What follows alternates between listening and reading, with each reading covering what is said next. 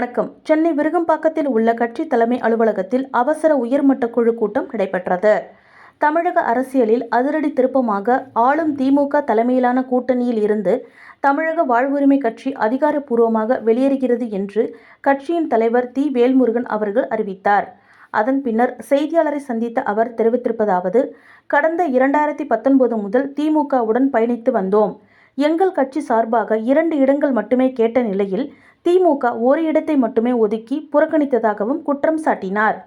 எங்கள் கோரிக்கைகளை அரசு சிறிதும் பொருட்படுத்தாமல் இருந்ததே வெளியேற்றத்திற்கு முக்கிய காரணம் என்று அவர் செய்தியாளர்கள் சந்திப்பில் தெரிவித்தார்.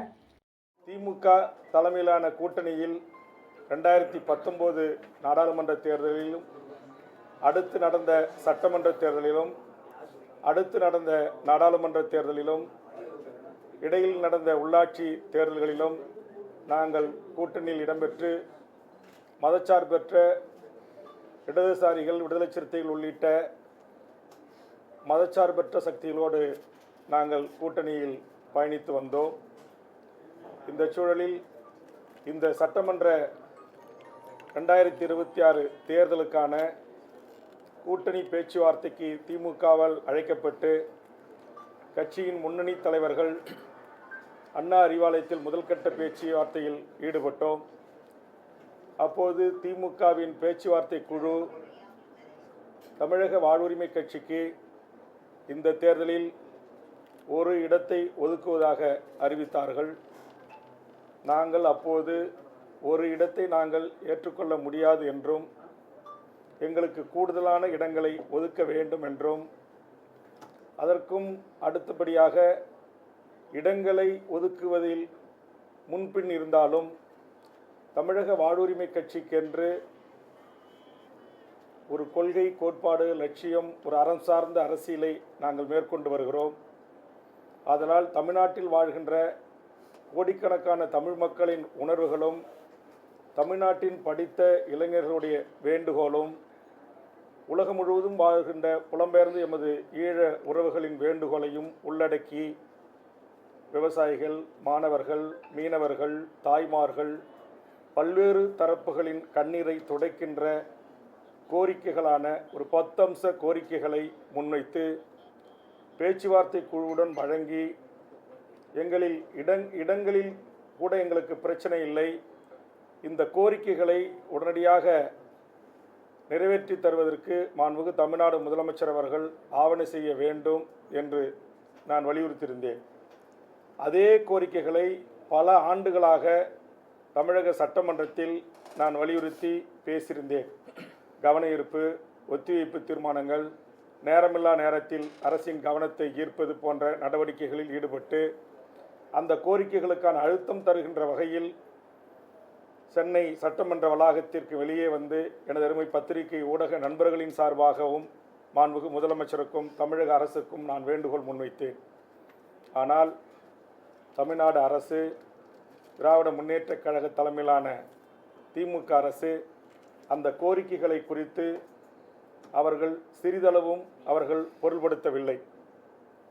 அவர்களை பொறுத்தவரையில் காங்கிரஸ், கம்யூனிஸ்டுகள், விடுதலை சிறுத்தைகள், மறுமலர்ச்சி திமுக உள்ளிட்ட அரசியல் கட்சிகளே எங்களோடு எந்தவித கோரிக்கையும் வைக்காமல் தொகுதி உடன்பாடோடு கூட்டணி அமைகின்ற போது, நீங்கள் ஒரு சட்டமன்ற உறுப்பினராக இருந்து கொண்டு இப்படி கோரிக்கைகளை எல்லாம் கொடுப்பது, இதையெல்லாம் நிறைவேற்றி தாருங்கள் என்று சொல்வது, இது எல்லாம் சரியாக படவில்லை என்கிற தோணியில்தான் அவர்களுடைய அணுகுமுறை இருந்தது.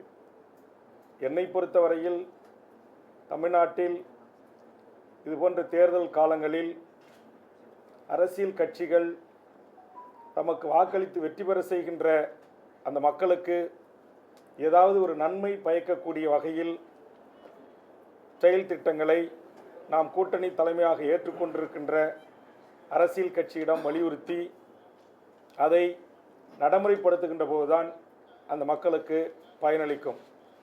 குறிப்பாக நான் இருக்கின்ற நெய்வேலி பகுதியில் வீடு, நிலங்கள், கோயில், சர்ச்சுகள், மசூதிகளை இடித்து மக்களை முழுவதுமாக அங்கொன்றும் இங்கொன்றுமாக சிதறவிட்டு நிலங்களை கையகப்படுத்தி ஒன்றிய அரசு நிலக்கரியை வெட்டி எடுப்பதற்கு மாநில அரசு துணையாக நிற்பது, பரந்தூர் விமான நிலையத்துடைய நீர்நிலைகளை அழித்து விவசாய மக்களை, அந்த பகுதியினுடைய பூர்வீக குடிகளை அகதிகளாக ஆக்குவது, அம்பானி அதானியினுடைய துறைமுகத்துக்கு பல லட்சக்கணக்கான கடல் மைல் தூரத்தை நீண்ட நாள் குத்தகைக்கு விடுவது, அதுபோன்று பல்வேறு ஹைட்ரோ கார்பன், மீத்தே, ONGCக்கு அனுமதி, அதுமாதிரி டங்ஸ்டனுக்கு அனுமதி, அதுபோன்று தொழிலாளர் விரோத சட்டத்திற்கு அனுமதி, அதுபோன்று தனியார் பல்கலைக்கழகங்கள் லாபம் ஈட்டுவதற்கு, கல்விக் கொள்ளை அடிப்பதற்கு சட்டங்களை திருத்துவது, இது அத்தனையிலும் ஒற்றை ஆளாக இருந்து கடந்த 5 ஆண்டுகளாக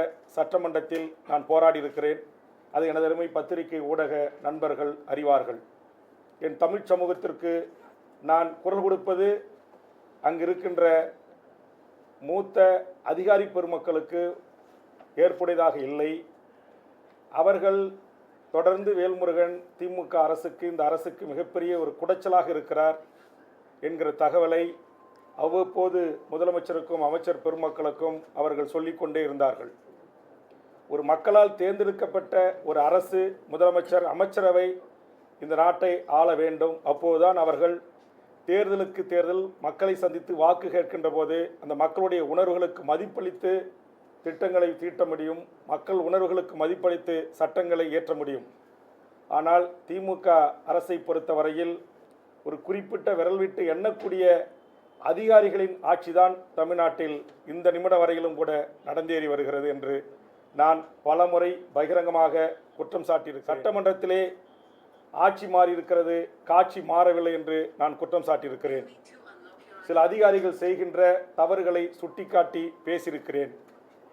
ஆக இதையெல்லாம் மனதில் வைத்துக்கொண்ட அதிகாரி பெருமக்கள் வேல்முருகன் இந்த கூட்டணியில் தொடர்ந்து கூடுதல் இடங்களோடு மீண்டும் தமிழக சட்டமன்றத்திற்குள் வந்தால் அவர்கள் செய்திருக்கிற லஞ்ச லாவண்ய ஊழல், தமிழர் விரோத நடவடிக்கை, பாசிச சங் பரிவார கும்பல்களுக்கு ஆதரவாக திமுக தலைமையிலான அரசிலே இருந்து கொண்டு கோலோச்சுவது எல்லாம் இன்னும் வெட்ட வெளிச்சமாக தோலுரித்து காட்டுவார் என்கிற அச்சத்தின் காரணமாகவும் இன்றைக்கு என்னை திட்டமிட்டு திமுக தலைமையிலான கூட்டணியில் வெளியேற்றுவதற்கு தமிழர் அல்லாத, தமிழர் விரோத, தமிழினை உரிமைக்கு எதிராக, தமிழ் ஈழ விடுதலைக்கு எதிராக, சமூக நீதி லட்சியத்திற்கு, கொள்கைக்கு எதிராக இருக்கின்ற அதிகாரிகளின் பேச்சையும் அவருடைய அறிவுரைகளையும்